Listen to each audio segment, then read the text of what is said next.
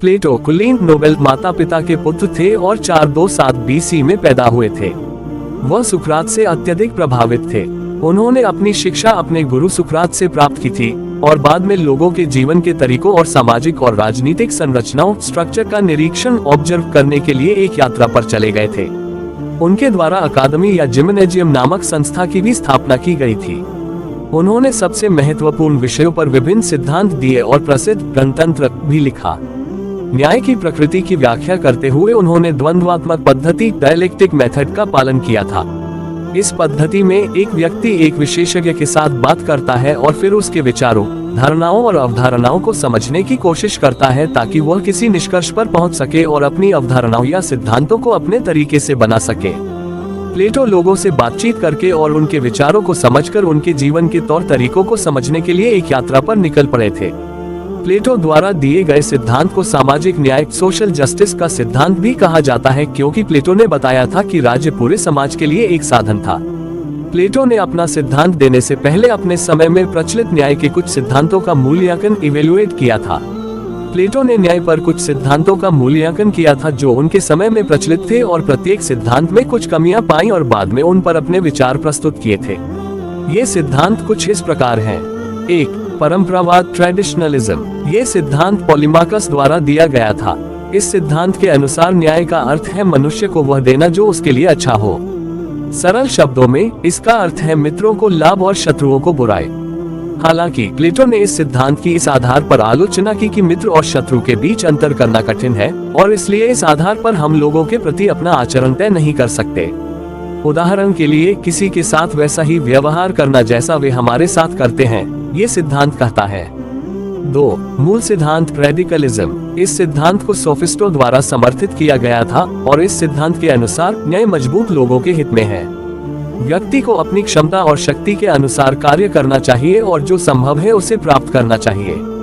इसका अर्थ ये भी था कि चूंकि राज्य सबसे मजबूत शक्ति है, राज्य द्वारा जो कुछ भी किया जाता है वह न्यायसंगत है और इस प्रकार यह न्याय शासक की इच्छा है। जिसके पास शक्ति या अधिकार है वह अपनी मर्जी से न्याय के कार्य कर सकता है। प्लेटो ने तर्क दिया कि ये सिद्धांत अलग अलग समय में अलग अलग शासकों के अलग अलग व्यवहार और गतिविधियों की व्याख्या नहीं कर सकता है और न्याय की अवधारणा जगह जगह बदलती रहती है। ये न्याय का कोई सार्वभौमिक यूनिवर्सल विचार नहीं देता है। ये तर्कसंगत सिद्धांत नहीं है। यह उस व्यक्ति का मार्गदर्शन नहीं कर सकता है जो अपने तरीके से न्याय प्राप्त करना चाहता है। 3. व्यवहारवाद प्रैग्मैटिज्म। ये सिद्धांत लॉकन ने दिया। इसके बाद हॉब्स और रूसो द्वारा सामाजिक अनुबंध का सिद्धांत दिया गया था। ये सिद्धांत कहता है कि न्याय भय की संतान है और परंपरा से पैदा हुआ है। मजबूत लोगों के हाथों अन्याय सहने वाले लोगों ने सामाजिक अनुबंध के परिणाम स्वरूप निर्णय लिया कि वे कभी भी अन्याय नहीं करेंगे और न ही इसे बर्दाश्त करेंगे। उदाहरण के लिए अपराधी को दंडित करने से उसके मन में भय पैदा होगा और इस प्रकार पीड़ित को न्याय मिलेगा। साथ ही जिस पीड़ित को नुकसान हुआ है वह शायद अपराध नहीं करेगा क्योंकि उसने खुद दर्द सहा है।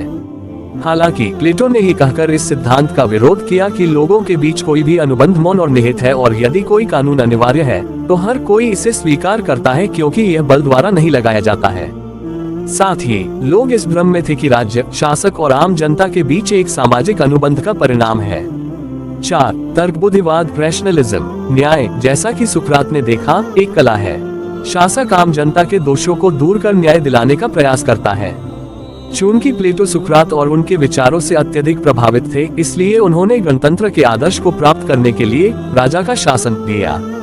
सुकरात ने जो कहने की कोशिश की वह ये है कि हर कोई न्याय नहीं कर सकता है। जो लोगों के हितों से निपटना जानता है और कल्याणकारी राज्य में उनके लाभ के लिए काम करता है वह शासक हो सकता है। प्लेटो के न्याय का सिद्धांत। उनका काम न्याय की अवधारणा, इसकी विशेषताओं और समाज में इसे कैसे वितरित किया जाता है पर चर्चा करता है। उन्होंने अपने सिद्धांत को एक आदर्श राज्य की कल्पना के आधार पर विकसित किया, न कि किसी विशेष क्षेत्र के किसी वास्तविक सर्वेक्षण सर्वे पर, जिससे इसे और दार्शनिक फिलोसॉफिकल बना दिया। कई लोगों ने उनके न्याय के विचार की आलोचना की, लेकिन कुछ के लिए यह इस संबंध में एक मशाल था। आत्मा की गुणवत्ता क्वालिटी। प्लेटो के अनुसार एक समाज में विभिन्न वर्गों को वह दिया जाना चाहिए जो उन्हें देय है और किसी भी वर्ग को अन्य वर्गों पर हावी होने की अनुमति नहीं दी जानी चाहिए। उनके लिए न्याय आत्मा की गुणवत्ता है। ये किसी बाहरी स्रोत या शक्ति पर निर्भर नहीं है और मनुष्य की अंतरात्मा की आवाज है। उन्होंने कहा कि मानव व्यक्तित्व 3 प्रवृत्तियों टेंडेंसी का परिणाम है: ज्ञान, शारीरिक प्रवृत्ति और आध्यात्मिक स्पिरिचुअल प्रवृत्ति। आत्मा की प्रवृत्ति को अन्य प्रवृत्तियों पर शासन करना चाहिए। एक समाज में उच्च आध्यात्मिक प्रवृत्ति वाले लोगों को राज्य पर शासन करना चाहिए और तर्क, न्याय, साहस और संयम के आदर्शों का पालन करना चाहिए। न्याय का अर्थ लोगों के बीच और लोगों और समाज के बीच सामंजस्य हार्मनी होना है। समाज का जैविक ऑर्गेनिक सिद्धांत। प्लेटो न्याय को एक नैतिक अवधारणा मानते हैं और नैतिकता के साथ अपने कर्तव्यों का पालन करने पर जोर देते हैं। समाज के जैविक सिद्धांत के आधार पर न्याय के उनके सिद्धांत के परिणामस्वरूप अधिनायकवाद टोटलिटेरियनिज्म हुआ, जो एक व्यक्ति की सभी स्वतंत्रता का उल्लंघन करता है। उनके आदर्श गणतंत्र में अभिभावकों गार्जियन को शासन करने की शक्ति दी गई और लोग उनकी किसी भी तरह से आलोचना नहीं कर सकते थे। हालांकि यह अवधारणा लोकतंत्र में स्वतंत्रता के सिद्धांतों के खिलाफ है। उन्होंने सामाजिक न्याय की मदद से एक आदर्श समाज बनाने की कोशिश की, लेकिन वे ऐसा नहीं कर सके क्योंकि इसने ऐसी प्रथाओं का निर्माण किया जो उनके विचार का विरोध करती थी।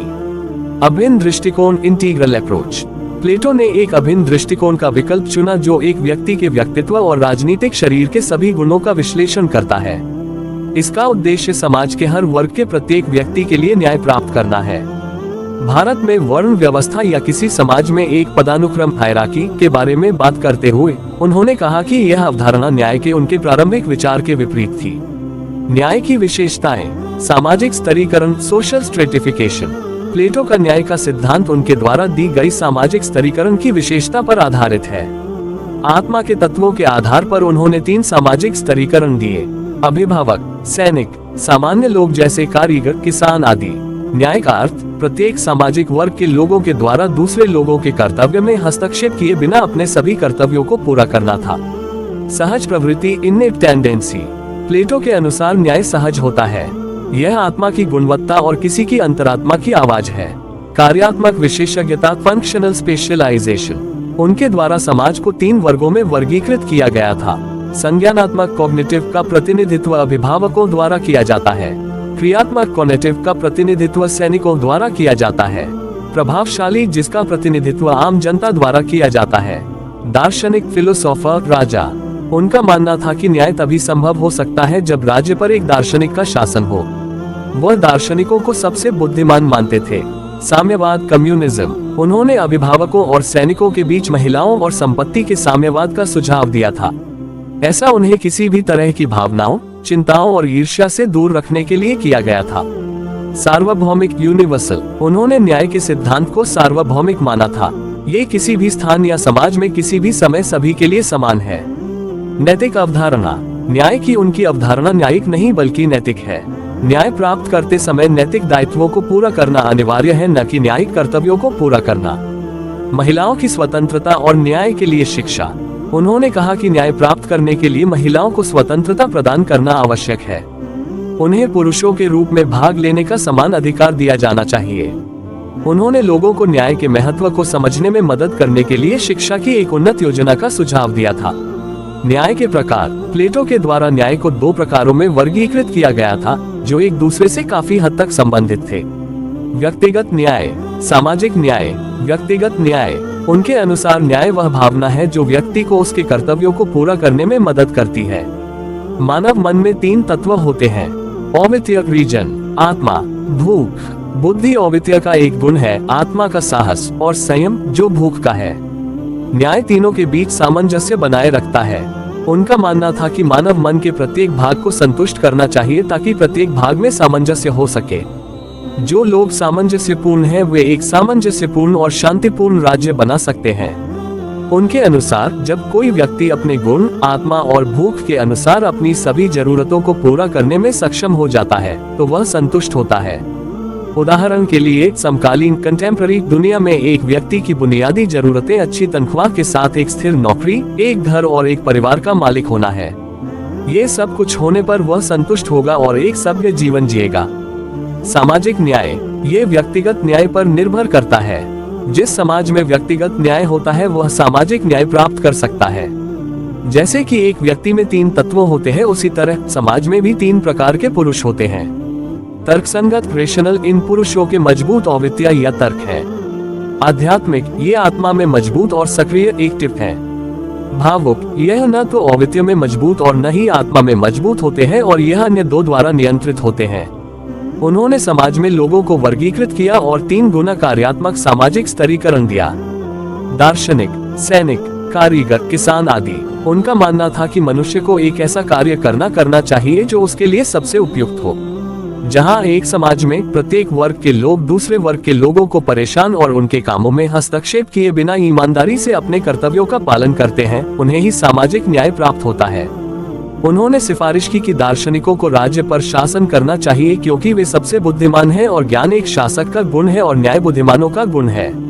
वह व्यक्तियों को एक जटिल इकाई यूनिट नहीं बल्कि एक समग्र होल इकाई मानते थे। उसका उद्देश्य व्यक्तिगत सुख नहीं होना चाहिए बल्कि संतुष्टि के महत्व का एहसास होना चाहिए, जिसके परिणामस्वरूप उसके सभी अंगों में सामंजस्य स्थापित हो सकता है। इस सिद्धांत को भारत में जाति व्यवस्था से आसानी से जोड़ा जा सकता है। पहले के समय में भारत में लोग मानते थे कि ब्राह्मण का पुत्र ब्राह्मण होना चाहिए और क्षत्रिय के पुत्र को केवल देश के लिए लड़ना चाहिए। इसलिए यदि इसका विश्लेषण किया जाए तो ये सिद्धांत कहता है कि यदि विभिन्न जातियों के लोग किसी अन्य जाति के व्यक्ति के काम में हस्तक्षेप किए बिना अपना कार्य करते हैं तो सामाजिक न्याय प्राप्त होता है। प्लेटो के न्याय के सिद्धांत की आलोचना। प्लेटो के द्वारा समाज में लोगों को प्राप्त अधिकारों के बजाय उनके कर्तव्यों पर अधिक जोर दिया गया है। अधिकार समाज को एकजुट रखते हैं और लोगों के बीच एकजुटता लाते हैं। इस प्रकार एक राज्य में अधिकार और कर्तव्य दोनों महत्वपूर्ण और परस्पर रूप से जुड़े हुए हैं। उन्होंने दार्शनिक राजा को बहुत सारी शक्तियां दी, लेकिन वे इस सिद्धांत को महसूस करने में असफल रहे कि पूर्ण शक्ति एक व्यक्ति को पूर्ण रूप से भ्रष्ट करती है। इस प्रकार यदि पूर्ण शक्तियां दी जाएं तो सबसे बुद्धिमान राजा भी भ्रष्ट हो सकता है। उन्होंने व्यक्तित्व की प्रवृत्तियों के आधार पर समाज को विभाजित किया है, लेकिन आनुवंशिकता हेरेडिटी केवल व्यक्तित्व लक्षणों के लिए जिम्मेदार नहीं है, जिसके परिणामस्वरूप उन्होंने समाज में ऐसी शिक्षा प्रणाली की नींव रखी है जो एक तरफा व्यक्तित्व विकसित करती है और पर्यावरण को कोई भी महत्व नहीं देती है, जो कि एक व्यक्ति के व्यक्तित्व के लिए जिम्मेदार एक और महत्वपूर्ण विशेषता है। प्लेटो द्वारा दिया गया सिद्धांत फासीवाद फेसिज्म की नींव रखता है, जिसके अनुसार प्रत्येक नागरिक से यह उम्मीद रखी जाती है कि वह अपने राज्य के प्रति वफादारी दिखाएगा। दूसरी ओर आधुनिक विचारकों के द्वारा दिया गया सुझाव यह है कि राज्य को पूर्ण शक्तियां नहीं दी जानी चाहिए जो किसी समाज में लोगों के अधिकारों और स्वतंत्रता पर भी अंकुश लगा सकती हैं। वह अभिभावकों को कानून से ऊपर मानते थे। प्लेटो जिसे न्याय कहते हैं वह राज्य में अभिभावकों का आदेश है। उनका सिद्धांत कानून के लिए उचित आधार प्रदान नहीं करता है और न्याय व्यक्तिगत इच्छा और विवेक पर निर्भर नहीं हो सकता है। उन्होंने नैतिक और कानूनी दायित्वों के बीच अंतर करने की भी उपेक्षा की थी। न्याय की उनकी अवधारणा निष्क्रिय पैसिव है और वह न्यायिक विनियमन रेगुलेशन का आधार नहीं बन सकती है। यदि इच्छा और कर्तव्य या कर्तव्यों और अधिकारों के बीच कोई विवाद होते हैं तो वह इस संबंध में कोई समाधान नहीं प्रदान करते हैं। उन्होंने राज्य की एकता पर बहुत अधिक जोर दिया है और उन्होंने इस प्रकार महिलाओं के साम्यवाद और विवाह और परिवार के उन्मूलन एबोलिशन के संबंध में बेतुके विचार दिए हैं। प्लेटो पर सुकरात का प्रभाव। सुकरात प्लेटो के शिक्षक और गुरु थे। प्लेटो के दिमाग से उनकी छवि कभी फीकी नहीं पड़ी है और वे अपने गुरु से अत्यधिक प्रभावित थे, इतना अधिक कि यह उनके काम से भी परिलक्षित रिफ्लेक्ट होता है। सुकरात के विचारों को प्लेटो के विचारों और उनकी सोच से आसानी से निर्धारित किया जा सकता है। गुण ही ज्ञान है। सुकरात ने गुण और ज्ञान को एक दूसरे का पर्याय माना था। उनके अनुसार यदि ज्ञान का किसी व्यक्ति के आचरण पर कोई प्रभाव नहीं पड़ता है तो वह बेकार और अर्थहीन है। सुकरात के विचारों पर प्लेटो ने गणतंत्र में एक दार्शनिक राजा की अपनी अवधारणा विकसित की थी। इस प्रकार प्लेटो और सुकरात दोनों नैतिकता और राजनीति के बीच अंतर नहीं करते हैं। वास्तविकता का सिद्धांत। सुकरात का मानना था कि किसी चीज का गुण उसके अस्तित्व में नहीं बल्कि उसकी पूर्ति में होता है। इस आधार पर प्लेटो ने यह विचार दिया कि विचारों की दुनिया चीजों की दुनिया से ज्यादा वास्तविक होती है। ज्ञान का सिद्धांत। सुकरात के द्वारा ज्ञान को 2 प्रकारों में विभाजित किया गया था, आकस्मिक कैजुअल और सत्य ज्ञान। बाद वाला ज्ञान यानी कि सत्य ज्ञान आत्मज्ञान है और एक व्यक्ति के आचरण और चरित्र से संबंधित है और एक व्यक्ति के संपूर्ण व्यक्तित्व को प्रभावित करता है। दार्शनिक विधि। सुकरात ने दार्शनिक चर्चा के लिए प्रश्न उत्तर के तरीके का आविष्कार किया था, जिसके बाद प्लेटो ने अपने संवाद तैयार किए थे। इस तरीके से एक व्यक्ति विचारकों से प्रश्न पूछता है और फिर उनकी विचार प्रक्रियाओं का विश्लेषण करता है। और फिर रचनात्मक आलोचना की मदद से किसी निष्कर्ष पर पहुंचता है। सरकार की कला। सुकरात शासक को दार्शनिक मानते थे, हालांकि ये सोफिस्ट के विश्वास से अलग था। सोफिस्ट के अनुसार दुनिया यांत्रिक मैकेनिकल है, लेकिन सुकरात के लिए यह उद्देश्यपूर्ण है। सोफिस्ट मानते थे कि अच्छाई एक कला है और इसे विशेष ज्ञान से प्राप्त किया जा सकता है, लेकिन सुकरात ने इसे मनुष्य की सहज शक्ति माना था। सुकरात द्वारा प्रस्तुत किया गया ज्ञान का सिद्धांत सोफिस्ट के दिए गए सिद्धांत से बहुत अलग था। सोफिस्ट मानते थे कि सामाजिक नियम प्राकृतिक कानून पर आधारित नहीं है और मनुष्य द्वारा बनाया गया है, जबकि सुकरात ने पारंपरिक कानूनों को मनुष्य से ऊपर रखा था। सुकरात के इन विचारों ने प्लेटो को इतना प्रभावित किया कि उनका काम पूरी तरह से अपने गुरु सुकरात की सोच और शिक्षाओं के इर्द गिर्द घूमता है। प्लेटो के न्याय के सिद्धांत का विश्लेषण। प्लेटो पहले एक दार्शनिक और फिर एक राजनीतिक विचारक थे। उनका राजनीतिक दर्शन ज्यादातर सामाजिक दर्शन पर आधारित है, हालांकि वह राज्य में कानून के लिए कोई उचित और न्यायसंगत आधार प्रदान नहीं करते हैं। वह मुख्य रूप से अपने सिद्धांत को वैधता के बजाय नैतिकता से जोड़ते हैं। उनका मानना था कि न्याय तभी प्राप्त किया जा सकता है जब विभिन्न सामाजिक तबके स्ट्रेटा के सभी लोग समाज में अपनी भूमिकाओं और कर्तव्यों को पूरा करें। हालांकि प्लेटो ने जिस समाज के बारे में बात की वह कानूनी नहीं है, क्योंकि यह व्यक्तियों के कानूनी अधिकारों पर आधारित नहीं है। उनके अनुसार न्याय मनुष्य को उसके कर्तव्यों की पूर्ति में मार्गदर्शन करता है। यह अवधारणा व्यक्ति के आत्म नियंत्रण से बहुत निकटता से संबंधित है। ये सिद्धांत वर्तमान समाज में अपना अस्तित्व नहीं पाता है। समाज आज कानूनी अधिकारों और कर्तव्यों से प्रेरित है। लोग अपनी शक्ति, अधिकार और कर्तव्यों से अवगत हैं। ज्यादातर देश सरकार की लोकतांत्रिक प्रणाली का पालन करते हैं, जहां सरकार बनाने वाले प्रतिनिधियों को चुनने के लिए वास्तविक शक्ति नागरिकों के पास निहित होती है। प्लेटो के शब्दों में राष्ट्रपति या शासक को पूर्ण शक्ति नहीं दी जाती है और न ही वह दर्शन शास्त्र के विशेषज्ञ है।